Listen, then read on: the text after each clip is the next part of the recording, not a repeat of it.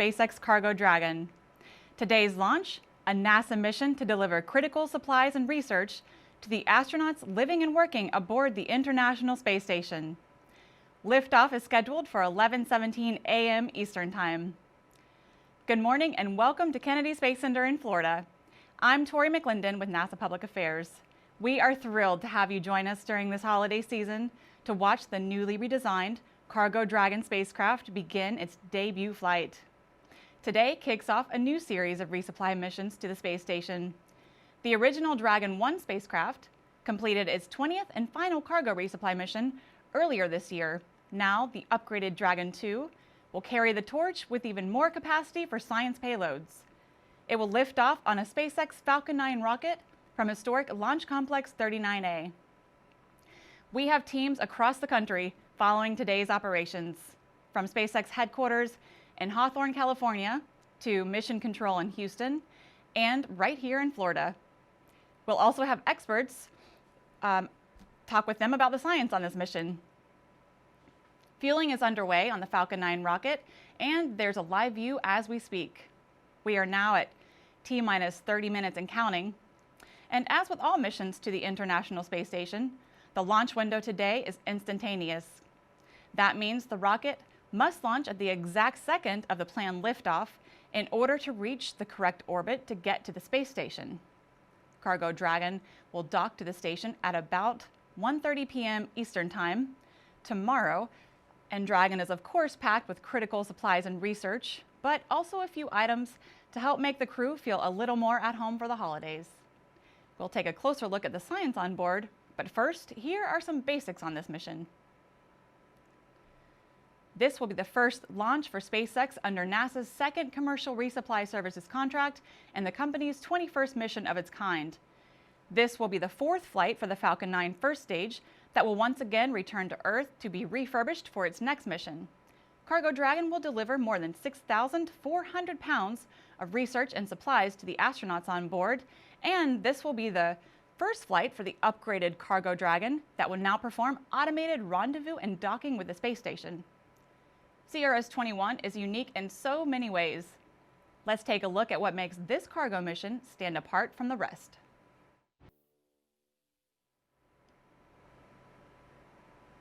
And we are about T-minus 27 minutes away from liftoff. Joining us now is NASA's Joshua Santora and Marie Lewis with an update on the launch. Hey guys, give us some good news. Hey, good morning. Yes, we do have some good news for you. We have increasingly improving weather conditions. I'm Joshua Santora, joined by Marie Lewis. Thank you. It's exciting to be here. I know we had a wave off yesterday because the weather at the booster recovery site wasn't looking too great, but things are looking a lot better today. Yes, we're going to go and take a look here at this graphic. We've got currently a 70% chance of good weather conditions. That means we have a 30% POV as a common term percentage of violation of those weather constraints. And it's some thick clouds that are moving through the area pretty quickly, and that speed actually is really helping us. It's like we're looking at what we've heard on these audio loops we're listening into, the launch process and countdown. Things are proceeding well. We're not expected to have any of those thick cloud pockets in the area, but we still have a chance of that. That coming from our launch weather officer, Melody Lovin of the U.S. Space Force 45th Space Wing Weather Squadron. Appreciate those fine folks taking good care of us. And as you heard Tori mention, fueling began at T-minus 35 minutes, so it's well underway now. That RP1, which is rocket-grade kerosene, liquid oxygen fueling on the first stage, well underway. And then at T-minus 16 minutes, so about 10 minutes from now, we'll hear that liquid oxygen loading has begun on the second upper stage. Yeah, we've got a full staff on board today from coast to coast here at the Kennedy Space Center. We are tracking this ourselves, as well as there's a SpaceX team here and support from NASA as well with some telemetry and communication. Out in Houston, Texas at the Johnson Space Center, we have teams from NASA's Mission Control who also support Space Station there, and then out in California on the West Coast at Hawthorne, the SpaceX headquarters and Mission Control as well. So teams keeping a close eye on things, and they're liking what they're seeing so far. Absolutely, and so far things are looking green. The range is green around the pad and the area downrange. The rocket is healthy. We have not heard any significant issues on the nets. And you may have noticed when we were on that wider shot, the booster looks like it's seen better days, but that's actually because it's been reused so many times. Yes, yeah. So this will be its 4th flight, which we're excited for. Just that capability to use a flight-proven booster. So there you see on your screen, this will be the 4th flight. If all goes according to plans today, Demo 2, our space dads, Bob and Doug, used the same booster earlier this year, and then the Anasis 2 flight and then a Starlink mission have all used this booster. So here we go for number 4. Yeah, so this booster has certainly been put through its paces, and the Cargo Dragon on top, of course, is the new upgraded Cargo Dragon. And the commercial crew program is will be watching this mission really closely to see how this Cargo Dragon performs, because it has so many similarities to the Crew Dragon that just launched Bob and Doug earlier this year and launched the Crew of 4 on Crew 1 last month. You'll see on the bottom part of the capsule where the Super Dracos would have been for that launch escape system on the Crew Dragon does not exist on Cargo Dragon. Also inside, there's no seats, obviously, because it's packed with cargo instead of people. And then there are no windows on the outside and only 2 of 4 fins on the trunk, the bottom half. Yeah, and obviously the purpose of this mission today is to get cargo and supplies to space station. So that the Dragon is really broken apart into 2 parts. There's the capsule, which is pressurized, which holds about 9.3 cubic meters or 328 cubic feet of storage space. And so that's, if you are familiar with the size of a minivan, that's roughly 2 minivans, a little over 2 minivans packed full of stuff. And then the trunk, which you'll hear more about, the NanoRacks Bishop airlock, is taking good use of the vacuum storage space. It's exposed to the vacuum of space as it takes off. That's about 37 cubic meters or 1,300 cubic feet. A couple other noteworthy things here. We won't see solar arrays deployed during this flight. That's not a part of the Dragon 2 operation. They have solar arrays that are actually make up half of the trunk. The outside half of the trunk is the solar array. And then the nose cone, that will be kind of a big final milestone for us on our flight today, is that nose cone being opened, because as we need to dock with station, we need a space to be able to dock with station, and it's underneath the nose cone. And one other real quick mention, you can see in this wide shot the crew access arm that has retracted away already from Cargo Dragon. This was the first time that SpaceX used that crew access arm to load cargo on a cargo resupply mission. They've obviously used it before for the crew missions, but this is the first time they used that arm to load cargo for a cargo resupply mission. So we are now at T-minus 23 minutes, 6 seconds and counting. Again, we have an instantaneous launch window at 11:17 and 8 seconds this morning Eastern Time. And SpaceX will attempt to land that first stage booster a 4th time, this time over the Atlantic Ocean on the Of Course I Still Love You drone ship. So we'll be keeping an eye on that about 8 minutes and some change after launch. But for now, Tori, we will send it back to you. Thanks for the update. We'll check back in with you later. Sounds like everything is looking good so far for today's launch. Cargo resupply missions from U.S. companies like the one today ensure a national capability to deliver critical science research to the space station. Now, this significantly increases NASA's ability to conduct new investigations in a microgravity environment at the only laboratory in space. The ISS National Lab gives us a closer look at some of this groundbreaking research. SpaceX's 21st Commercial Resupply Services mission to the International Space Station is ready to launch from Kennedy Space Center. This mission will bring critical cargo, research, and technology demonstration payloads to the orbiting laboratory. The ISS National Laboratory is proud to sponsor more than 15 payloads on this mission, representing dozens of experiments to further fundamental and applied research through space-based inquiry and to engage the next generation of researchers and explorers. Here's a quick look at some of the payloads on SpaceX CRS-21. Bristol Myers Squibb, a leading pharmaceutical company, is launching a protein crystallization investigation aimed at improving drug formulation and delivery for patients on Earth. In this experiment, the team will study the crystallization of monoclonal antibodies in space to improve their crystallization back on the ground. Monoclonal antibodies are lab-created proteins designed to interact with specific targets called antigens and are used in the treatment of several diseases, including cancer. 3 projects on this mission are funded by the National Institutes of Health through its joint multi-year Tissue Chips in Space initiative with the ISS National Lab. Tissue chips are small devices engineered to grow human cells on an artificial scaffold to model the structure and function of human tissues. studying tissue chips in space may accelerate pathways for understanding disease and developing new treatments for use on Earth and beyond. To learn more about all ISS National Labs sponsored research on this mission, please visit issnationallab.org. Among all of this life-changing science, the heart tissue chips experiment is quite fascinating. NASA's Jasmine Hopkins is standing by with a special guest who can tell us more. Jasmine. Thank you so much, Tori. I'm Jasmine Hopkins, and joining me to talk to us more about the Cardinal Heart Tissue Chip investigation is Dr. Dilip Thomas, postdoctoral fellow from the Stanford Cardiovascular Institute. Thank you for joining us, Dr. Thomas. Thank you, Jasmine, for having me. Absolutely. Can you tell us what this investigation is about? Absolutely. So the Cardinal Heart Tissue Chip research is born out of an academic collaboration between Stanford Cardiovascular Institute, University of California, Santa Barbara, BioServe Space Technologies, and the ISS National Labs. The research is funded by the National Institutes of Health and the National Center of Advances in Translational Sciences. And we are a part of the Tissue Chip Consortium. So as one of the leading cardiovascular groups in the nation, we are interested in how a heart disease develops and how we can use better medications to treat them. The Cardinal Heart experiment that's launching on the ISS, we are particularly interested in how microgravity affects the heart. And we are doing so using an engineered heart tissue that is grown in the lab, which is basically a small muscle strip of your heart that beats spontaneously. Now you may ask, why is this research important? So on Earth, we know that our heart takes the shape of the letter V, and in microgravity, it takes the shape of the letter O. The reason being that a phenomena called mechanical unloading, meaning that when we are on Earth, our heart has to work hard against gravity to push all that blood throughout our body. And it's that exercise that keeps the heart healthy and fit. And when we take that exercise away from the heart in microgravity, it has to work very less.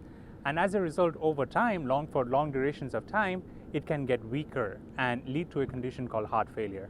Now in the United States, there's about 6.2 million adults who suffer from this condition of heart failure.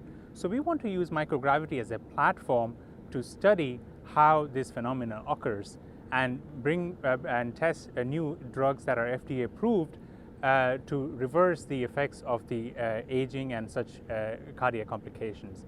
Not only that, the research will also provide us insights into how a heart may function during long-term space expeditions for our astronauts and space explorers. Well, that is fascinating, and we know that our team in space is eager to get their hands on your research, but can you tell us about your team on Earth that helped you develop it? Absolutely.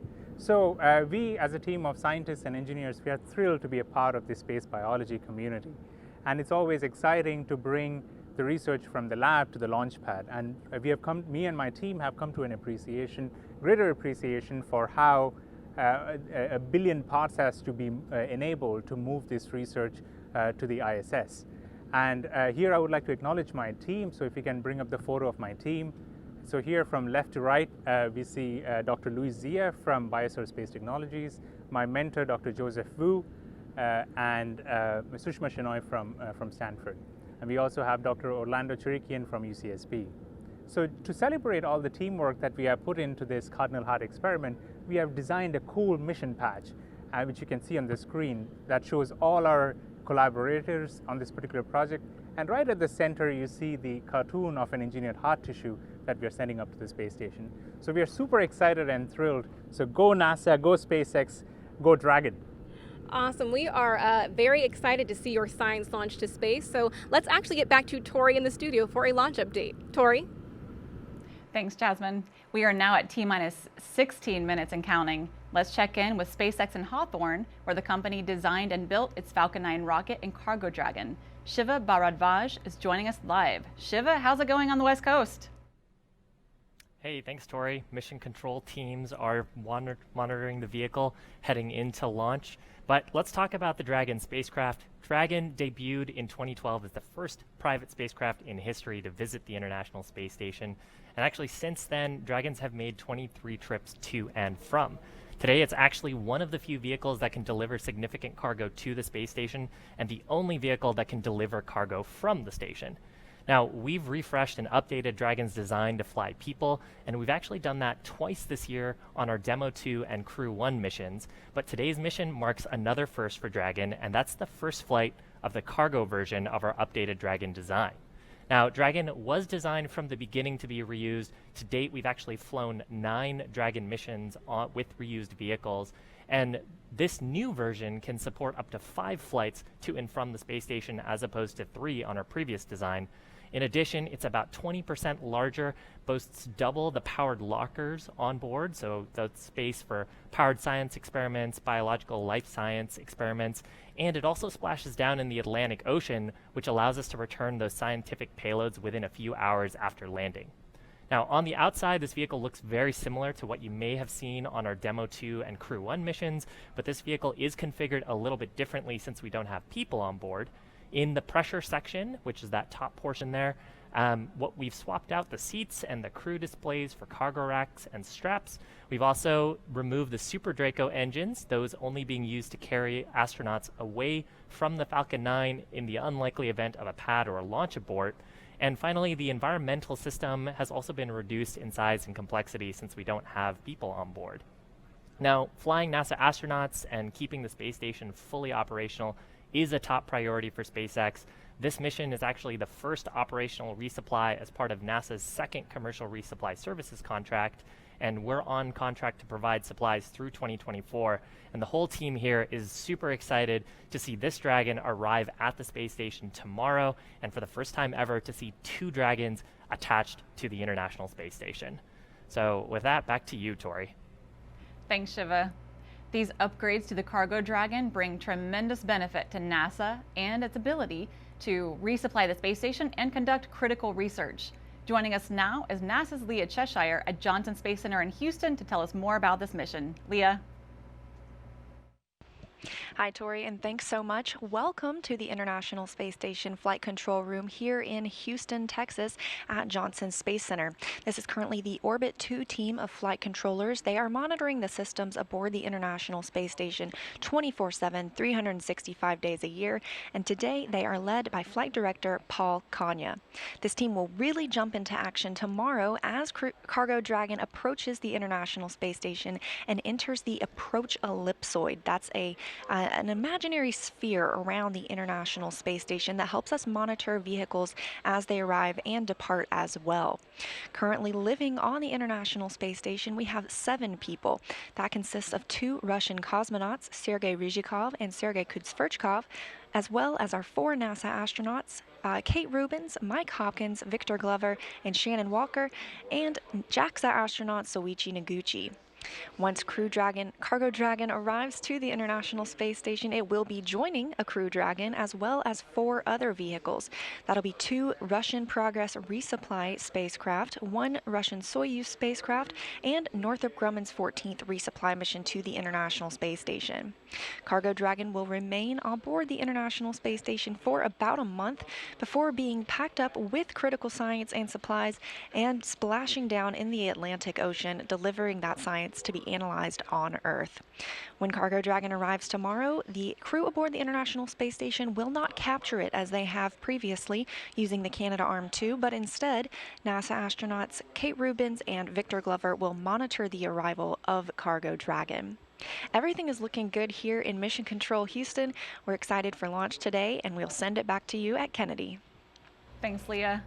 We're excited for today's launch as well. Let's take an even closer look at some of the research the Expedition 64 crew will be conducting.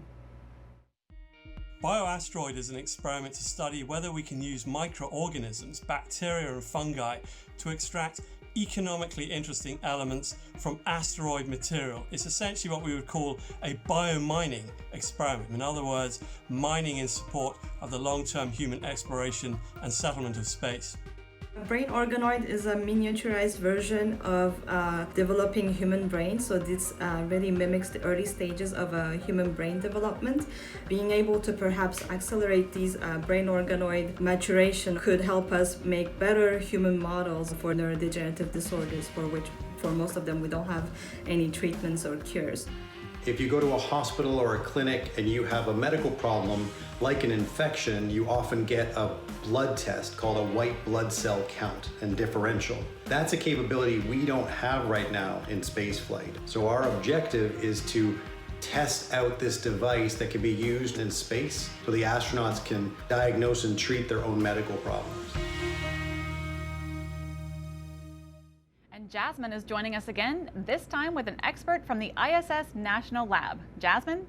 Thank you, Tori. Yes, here to talk to us about the U.S. National Lab is Patrick O'Neill. Thanks so much for being here, Patrick. Thanks, Jasmine. Appreciate it. Absolutely. Can you tell us about the amazing payloads that you'll be managing on this mission? Yeah, so right now we're slated to have more than 15 investigations that are launching on this mission. And the other day, Dr. Kirk Costello from the ISS program, he made mention of the fact that this was a very life science rich mission, and he is spot on with that. And from our perspective, we're really seeing a wide array of life science investigations that are on this mission. I believe that we just saw a video from a brain organoid payload from a group over at UC San Diego. But then on top of that, we also have a variety of tissue chip investigations that are flying that are sponsored through one of the centers associated with the National Institutes of Health. So we're really excited about that. But also there's some microbial research that's going to be happening. And then we also have some big pharmaceutical companies that are sending investigations on this mission. So again, it really does showcase the diversity that we have within the life science communities and the types of research that's possible on the space station. Absolutely. We know that the U.S. National Lab is managing more than 15 payloads on this mission, which is a pretty big lift. So can you tell us, is there anything that sticks out to you? What I would say that's really interesting about this mission is we're seeing a lot of investigations that are going up for the second or third time. And so it's the idea of iteration. So what we're able to see out of this is that they're learning something the first time they fly, but then now they're able to extrapolate that and take that into their next investigations. And maybe that leads to applied applications one day down the road for either benefiting life on Earth or setting the foundation for a robust and thriving low Earth orbit economy. And then on top of that, what I would say too is we have a lot of student investigations that are flying on this mission. And I think that that's one of the really exciting aspects of the National Laboratory is the fact that we are opening access to all types of researchers, whether you're a seasoned researcher or you're a young researcher. The notion that the space station is available for everyone to include the young whippersnappers as well. So we're really excited about being able to host more than 30 student investigations on this mission. That is fantastic. And what would you say is special about what you manage versus what NASA manages? So the difference between what the National Lab does and NASA, so NASA is focused very much so on exploration, living and working in space, better understanding the human conditions so that we can go to places like the moon or Mars, whereas the National Laboratory is truly opening up that unique space-based environment of the space station to researchers throughout the United States, looking at any type of research discipline that again might either bring value back to our nation or set the foundation for a thriving low Earth orbit economy. Patrick, that is fantastic, and we are so excited to see all of this science launch to space today. So let's take it back to Tori for another launch update. Tori? Thanks, Jasmine. I'm sure the astronauts on board the space station are eagerly awaiting their delivery, and it looks like they won't have to wait much longer. With just about 8 minutes to go before launch, let's head back over to Joshua and Marie to take us through liftoff. Guys, how are we looking? All right, thank you so much, Tori. Well, good news to report. We've heard very little chatter on the nets, and that's a good thing. No news is good news. It's been relatively quiet. Rocket is healthy. Again, as you said, well, we're inside 8 minutes. Now we're at T-minus 7 minutes and 40 seconds. Yeah, you always get a little bit anxious with that much quiet, but again, like you said, it's a good thing. Yes. We have to remind ourselves of that, so we're excited to hear for this today. We're expecting to hear a few things coming up. One of them, a call for internal power. That would be the Dragon moving to internal power, meaning that it's primed and ready to live on its own apart from ground support equipment. We're also looking for the engine chill to begin in just a minute. Actually, in just about 15 seconds, we should hopefully hear that. That's the cooling of the Merlin 1D engines at the base of the first stage. That's to prepare them to receive cryogenic fuel. You don't want to run temperatures of negative 330 degrees below zero into lukewarm or atmospheric temperatured engines. And so we just heard that call for the engine chill, so that came just inside of T-minus 7 minutes. In about T-minus 5 minutes, so less than 2 minutes from now, we should hear that the RP-1, again, that's that rocket-grade kerosene fueling, will be complete. And then the action will really start to pick up after that point. The transporter, erector, or strongback, which provides fluid, power, and communication to the rocket, that will kind of open its clamp and tilt back ever so slightly in preparation for a liftoff. Again, this is the first cargo vehicle, cargo Dragon, that will dock, not just dock, but dock autonomously to the International Space Station. And so tomorrow afternoon it will be approaching and then docking to the Node 2 Harmony Zenith port. That happens to be the same port that the Crew Dragon Resilience will relocate to after this cargo Dragon departs in January. That will clear the Node 2 forward port for Crew 2 arrival in the spring. So if you remember that graphic that Leah showed while she was talking, it reminded me of a full parking lot this time at the space station. So that's a good thing. Lots of visiting vehicle traffic at the space station, and the cargo Dragon just the next one to make a stop there. Yeah, just a point of clarification. We've obviously mentioned that there's been almost a couple dozen missions with the Dragon to space station, and those berthed. They didn't dock. And for those that aren't familiar, that is a difference there. So just to kind of make that point, the star of the show here in just about 5.5 minutes is going to be the Falcon. So talking through this vehicle and what it can do, it's a two-stage rocket, roughly 230 feet tall, 12 feet in diameter. At the base of that rocket, you've got 9 Merlin 1D engines that will produce roughly 1.7 million pounds of thrust at liftoff, and then that's the first 2/3 of the rocket, and then the next segment is a very dark black interstage adapter, and that's connecting the first and second stage. That actually houses the Merlin vacuum engine, which will power the second stage to the correct orbit. They're a great call, Dragons in terminal count. That's what we're looking for. So we are progressing forward here. There we go. There's the internal call, the internal power call officially. We also have hypersonic grid fins at the top of the first stage, as well as carbon fiber landing legs, which will help us successfully land this for hopefully the fourth time. Mm-hmm. That will be really exciting to see. And we haven't heard it just yet, but if we do momentarily, I will just stop talking, so I may stop mid-sentence. But we expect to hear that the transporter erector, at least see that clamp beginning to open in preparation to tilt back before liftoff. So that should be happening any moment now.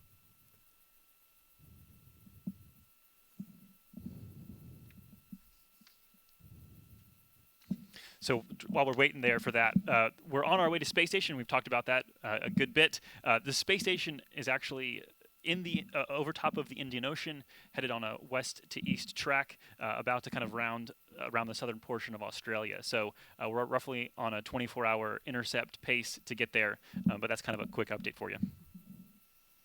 And again, when Dragon docks, it will be tomorrow, December 7th at approximately 1:30 p.m. Eastern Time. And there you see the transporter erector. If you look to the right of your screen, it's tilting back ever so slightly. And that, again, is what happens in preparation for liftoff.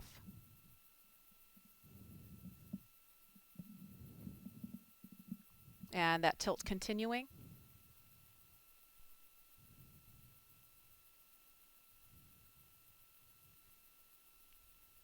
And looks like that is complete, and just gorgeous skies surrounding the launch pad right now. The thick clouds look as if they're staying offshore. We can't see directly above the rocket, which is the important part of the sky, but things are looking really good at the moment.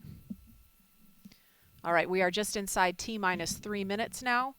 So in less than a minute, we should hear that the ranges go and stage 2 locks close out. Stage 1 locks is closed out for flight. That was at stage 1, liquid oxygen closeout. So the first stage is fueled, and we should stop seeing that venting, which you can see on your screen there. If you see some of the condensation of the air forming around the rocket, that's just a matter of the cryogenic temperature of the vehicle, the fuel, mixing with the atmospheric weather.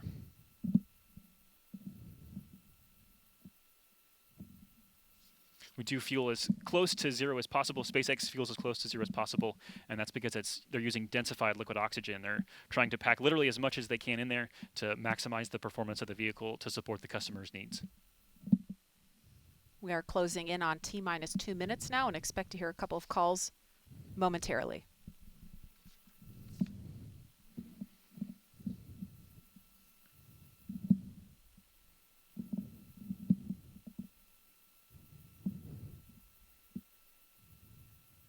Stage 2 locks is closed out for flight.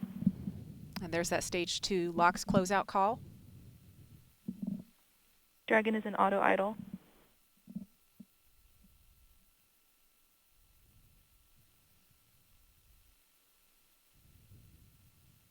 And we're now at T-minus 1 minute 33 seconds and counting, and Falcon 9 should be in startup in less than 30 seconds.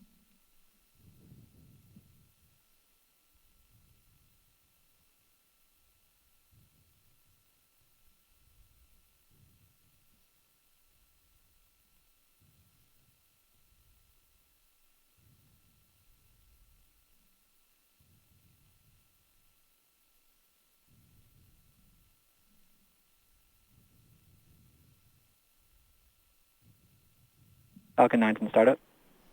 Dragon is in countdown. And there it is, right on time. Falcon 9 is in startup. Dragon is in countdown. So we are at T-minus 50 seconds and counting. LD on countdown 1, go for launch. And there is that go for launch call we love to hear. T-minus 38 seconds. At T-minus 18, we will see T-minus that 30 seconds accounting. sound suppression system begin to flood the pad just before liftoff.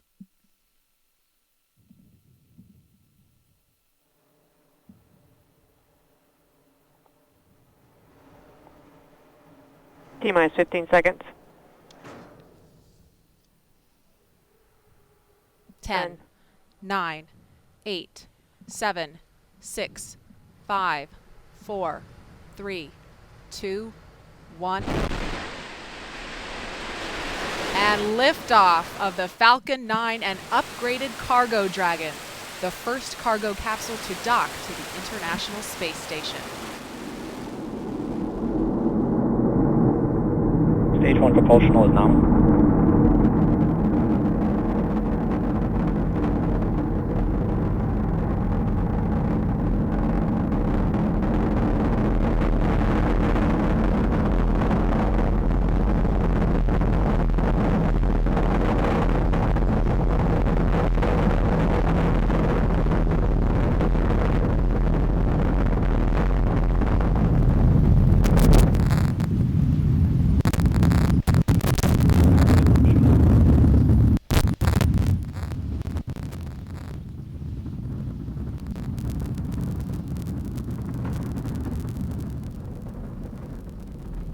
Falcon 9 is supersonic.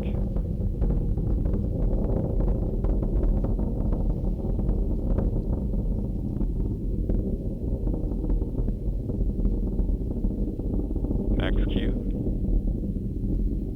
So there we go, a couple really important calls. Supersonic, obviously exceeding the speed of sound, and then max Q, maximum aerodynamic pressure. That's from passing through an atmosphere that is still fairly thick while increasing speed dramatically. They throttle back slightly just to be able to make sure that the vehicle can handle those loads, and then they'll accelerate back up. A beautiful shot there on screen. You can see the plume coming off. MVAC in-flight chill started. You can see the plume coming off of the base of that first stage where the 9 Merlin 1D engines are firing. We heard the chill call for the vacuum engine to begin as well, preparing that to take the second stage to the correct orbit. Coming up here in about 30 seconds, we're going to hear and see a rapid succession of things happening. We're going to hear a call for MECO. That's the booster, the main engine cutoff. It's completing its job of getting the spacecraft out of the atmosphere. We'll also follow that up with the first stage being separated, following a parabolic trajectory back towards the drone ship, and then very shortly after that will be the second stage engine start. That's that Merlin vacuum engine we talked about.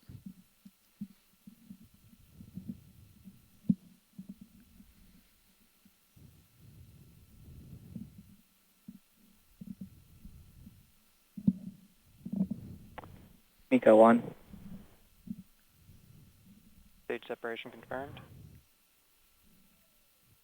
There you see a beautiful shot, the first stage falling away. MVAC ignition confirmed. And that MVAC ignition confirmed. There you see it on screen. You can see on the left side, you can kind of see that plume coming out, and you'll see that engine bell increasingly get more of that beautiful orange color to it. That says we're just increasing the heat and picking up the pace. The two camera angles you see here are on reverse sides of that engine, so you're seeing a single engine there just from opposite directions. As we continue on a nominal call, we heard a number of those during the uphill climb as well. Beautiful launch today, just stunning. And again, all the calls we've heard have been nominal up to this point. So all things looking great.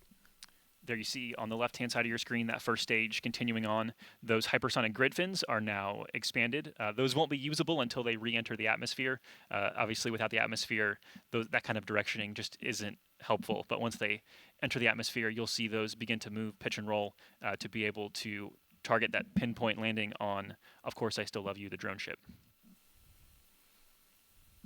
We've got less than 5 minutes till we Trajectory expect nominal. that to happen. Stage 2 propulsion is nominal. a couple more great nominal call outs there. So just previewing what's ahead at about 6.5 minutes into flight, we're going to have the entry burn for the first stage headed towards that drone ship. Just Acquisition of signal in Bermuda. So that's just a communication call. You might hear more of those as we go through the process today. That's just a matter of there are ground stations across the world, literally, that help pick up and track the vehicle as we send telemetry data back to Earth for the mission, for the controllers to be able to monitor progress and ensure everything is proceeding nominally. And really noteworthy, that booster just launched its 4th payload into space. And one of those actually was more significant than a payload. Bob and Doug earlier this year, that same booster launched 2 humans into space. So really, really great, amazing accomplishment that the same booster has been reused a 4th time. Nominal. After we get that entry burn, a couple minutes later, we will have the second stage engine cutoff. That puts us at having a roughly 6-minute burn of the second stage, and then at almost the exact same instant, we're expecting the first stage landing to occur, and then a few minutes more, we'll see the separation of the Dragon from that second stage. We've seen some beautiful shots this morning in preparation for launch, so hopefully we'll get to bring you that live. Again, beautiful to see that Dragon just separate what feels like ever so gently at a cool 17,500 miles an hour. Oh yeah, just a nice easy coast, right? You know what's really exciting to look back and realize, you know, the Dragon is on its way to the space station, the first of 9 cargo resupply missions under this brand new contract. But it just so happens on this day in history, 22 years ago, began the assembly of the International Space Station. Trajectory nominal. Obviously an incredible international collaboration, and really we're kind of ushering in the era of having commercial companies contribute to that collaboration. And so what a privilege it is to be a part of this portion of history of the space station and our exploration, not only to low Earth orbit, but also into deep space. Yeah, so 22 years later, from the very beginnings of the International Space Station, now they're having to move spacecraft around to open up ports for all the new visiting vehicles. So it's really, really an amazing achievement, result of the cooperation between so many nations, government, and industry together. Yeah, Marie, pleasure to have you with me. It's been fun. Stage 1, entry burn startup. We're gonna call it a day for us here, but we're gonna stay with the rest of the process and send it now back to SpaceX headquarters in Hawthorne. Shiva, congratulations to you and the SpaceX team there on a great launch. Looking forward to the next few milestones with you. Yeah, thanks guys. So actually, if we could go back to the shot of the vehicle, we're actually just in the middle of our entry burn. That's where we ignite 3 of the Merlin 1D engines, so we're slowing down the first stage as we come into contact with the atmosphere. Just shut that down, so that burn lasting about 30 seconds. From here on out, you can actually see the attitude control thrusters there firing. That's those little plumes of white gas. And then the grid fins, those as we get more and more atmospheric pressure on the vehicle will guide the first stage towards our drone ship named, of course, I Still Love You. Taking a look at the data for the second stage, Dragon is running right down the middle of the projected orbit on the second stage, going for a roughly circular orbit. And then about T plus 11 minutes, 11 and a half minutes into flight, we'll expect to see Dragon separation. At this point, next event coming up, so on our screen right now is our shots of the second stage, but next event coming up for the first stage is Falcon 9's landing burn. That's about 30 seconds away. We'll ignite just a single center Merlin engine, then shortly after that deploy the landing legs, and then attempt a soft touchdown on our drone ship named, of course, I Still Love You, stationed out in the Atlantic. 10 seconds out to our landing burn on the first stage. Second stage continuing to look nominal. Stage 1, landing burn startup. Call out there from the prop team. So this burn expected to last about 25 seconds. In the middle of this, we'll also have shutdown of the second stage's MVAC engine. Coming up just a few seconds from now. Stage 1, landing leg deploy. So landing leg deployment on the first stage. Hopefully stick the landing. Shot from our drone ship.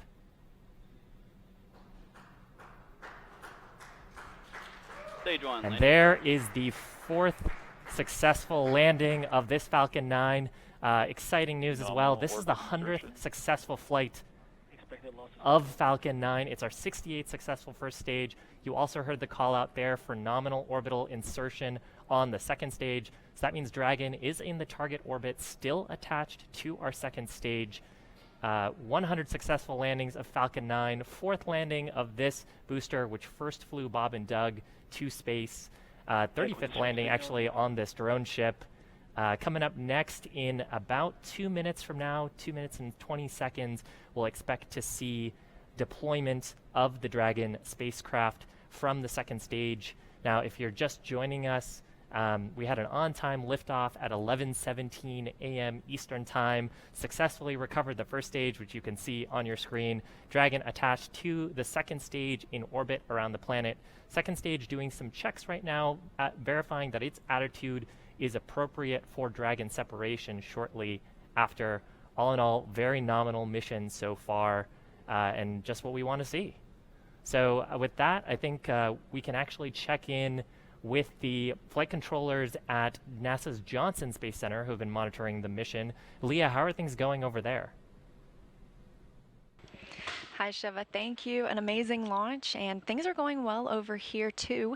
Flight controllers here are monitoring the International Space Station, and as I mentioned earlier, they will begin joint operations tomorrow once Cargo Dragon enters the approach ellipsoid, or an invisible sphere around the International Space Station that's 4 kilometers by 2 kilometers by 2 kilometers, and helps us monitor the approach and departure of visiting vehicles.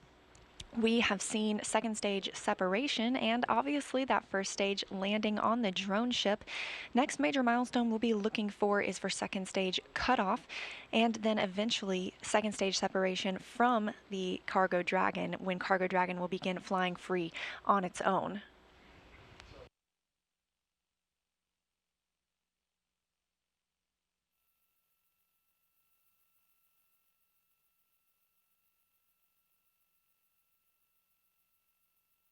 We'll be looking for separation to come in just about 30 seconds now.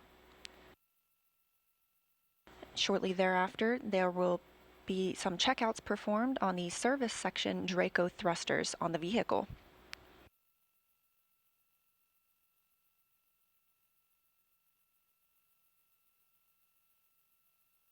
At the time of launch today, the International Space Station was flying 257 statute miles over the southern Indian Ocean west of Perth, Australia. As we mentioned earlier, we have a full house aboard the International Space Station of 7 people and 5 visiting vehicles. That will turn into 6 tomorrow. As Murray mentioned, a full parking lot, home for the holidays. Dragon separation confirmed.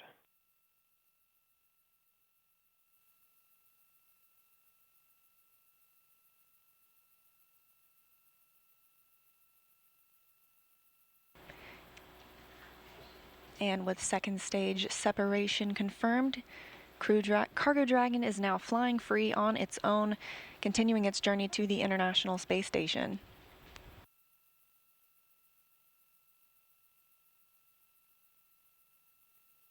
Next major milestone coming up in just a few moments will begin the nose cone deploy, revealing those bulkhead thrusters underneath. Those will be used for some of the burns throughout Cargo Dragon's next 24 hours as it begins its approach to the International Space Station.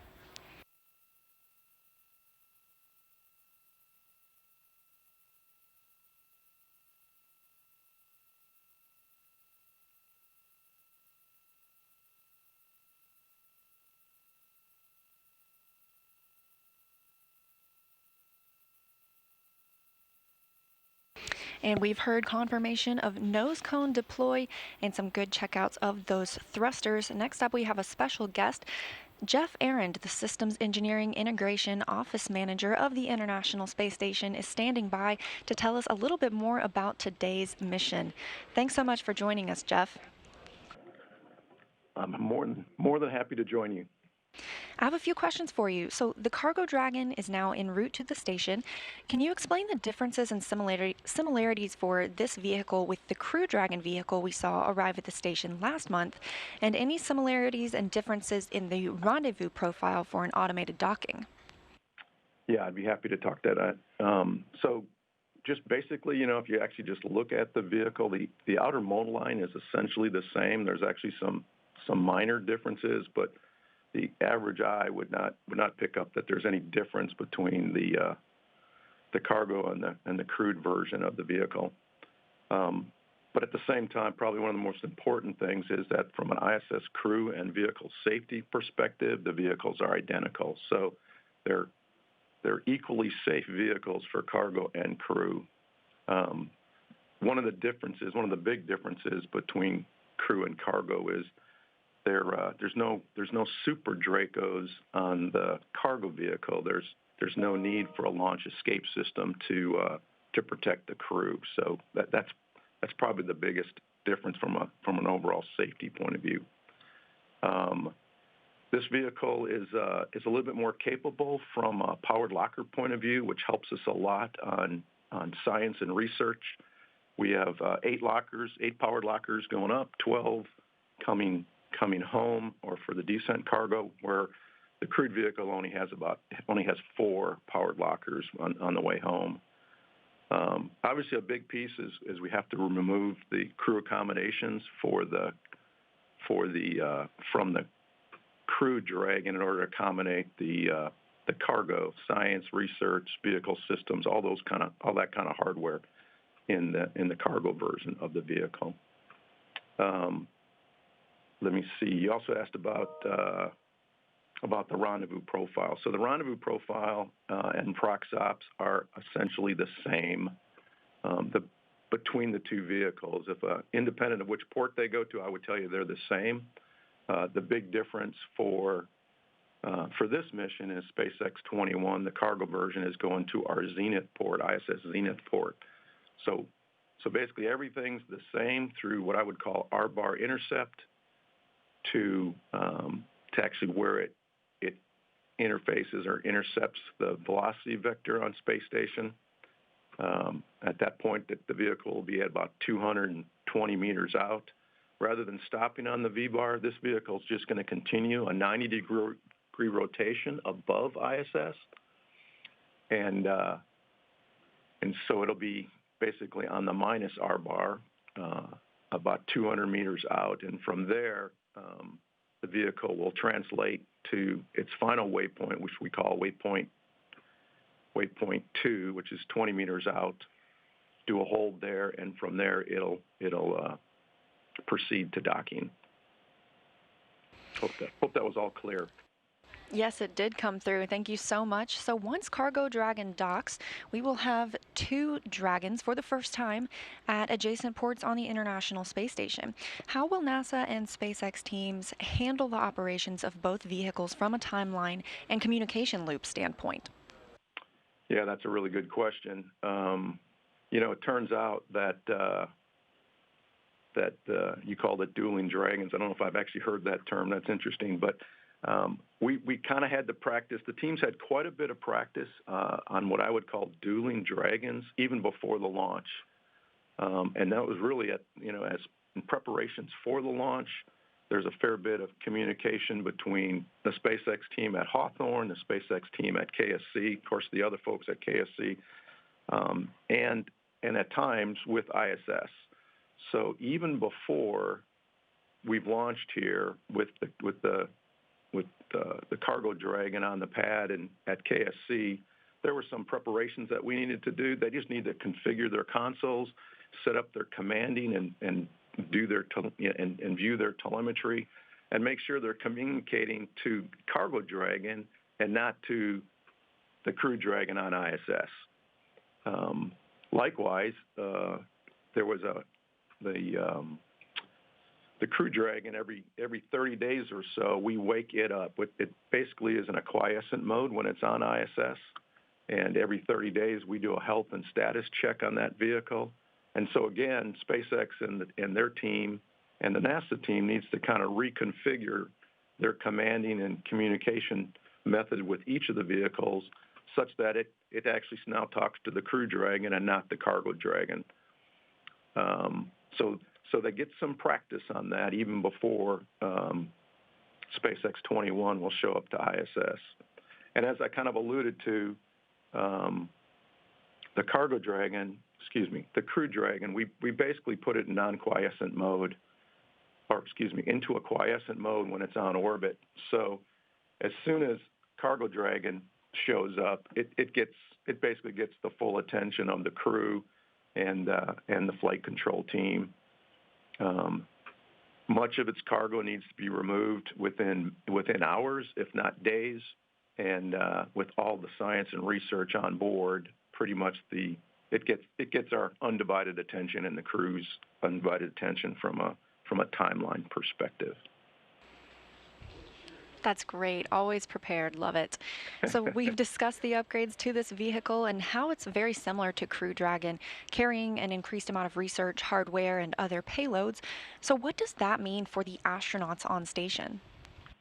In a word, they're going to be extremely busy. This vehicle is bringing almost a metric ton of research, science, and just all utilization items, about a metric ton worth of cargo, much of which needs to be exercised and within the 30-day mission, that 30 days or thereabouts. I can't remember exactly how many days we're planning for this vehicle.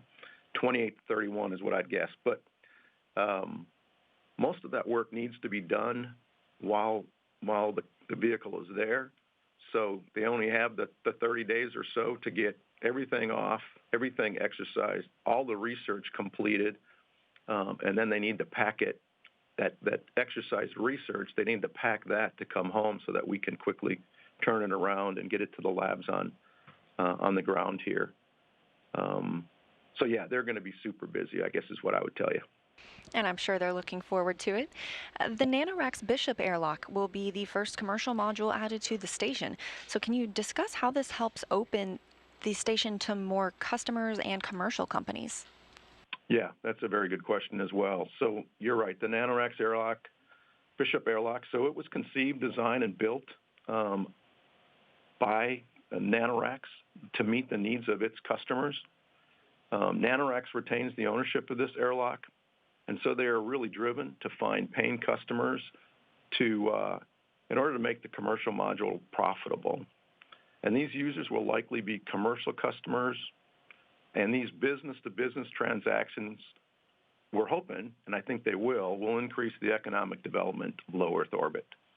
In the past, the what we call the GEM airlock, or the Japanese Exposed Module airlock, sometimes has been kind of a bottleneck for us to do material science and material science research, certainly all the jettisons of the various satellites that we've been putting out. So this is a larger volume. It gives us the opportunity to do more deploys, a larger group at a time. It also provides some flexibility for ORUs that we can't bring inside. And so maybe we can stimulate business in that way as well. But to me, it's an exciting time, and we're just looking forward to having it on orbit. Thanks so much, Jeff, for joining us today and sharing all of that information about the mission with us. We are still here in the International Space Station Flight Control Room in Houston. Flight controllers are monitoring the status of the station itself. And what you can look forward to tomorrow will be the arrival of Cargo Dragon to the International Space Station. So once it crosses that approach ellipsoid, teams here will begin joint operations with the SpaceX team in Hawthorne, California. NASA astronauts Victor Glover and Kate Rubins will be monitoring the approach and arrival of Cargo Dragon as it makes the first docking by a Cargo Dragon to the International Space Station. They will begin working then to get the hatch open on Cargo Dragon. That'll take a couple of hours because it includes pressurizing the vestibule, or the space between the hatches, on the International Space Station and on Cargo Dragon itself. But for right now, everything looking great with a beautiful launch today, and we're looking forward to the arrival tomorrow. So that's our wrap here in Houston, and back to you at KSC. Thanks, Leah. Wow, what a beautiful launch and landing, and by far one of my favorite things on the Space Coast. I mean, the rumble never gets old. And Cargo Dragon is now on its way to the International Space Station with the help of U.S. companies like SpaceX and our astronauts in space like the Expedition 64 crew. NASA is using the station to conduct cutting-edge research and technology development in preparation to send the first woman and the next man to the moon in 2024. And then we'll use what we learned there to take the next giant leap, sending astronauts to Mars. You can tune in to docking coverage on NASA TV tomorrow, starting at 11:30 a.m. Eastern Time, with docking at 1:30 p.m. That's going to wrap up our coverage. I'm Tori McClendon, and from everyone here at NASA's Kennedy Space Center and our colleagues across the country, thank you so much for joining us. For more information on this mission, visit nasa.gov/station or nasa.gov/SpaceX. We leave you now with another look at today's spectacular launch. Happy holidays, everyone, and go CRS-21. 10, 9, 8, 7, 6, 5, 4, 3, 2, 1. And liftoff of the Falcon 9 and upgraded cargo Dragon, the first cargo capsule to dock to the International Space Station. Stage 1 propulsional is nominal.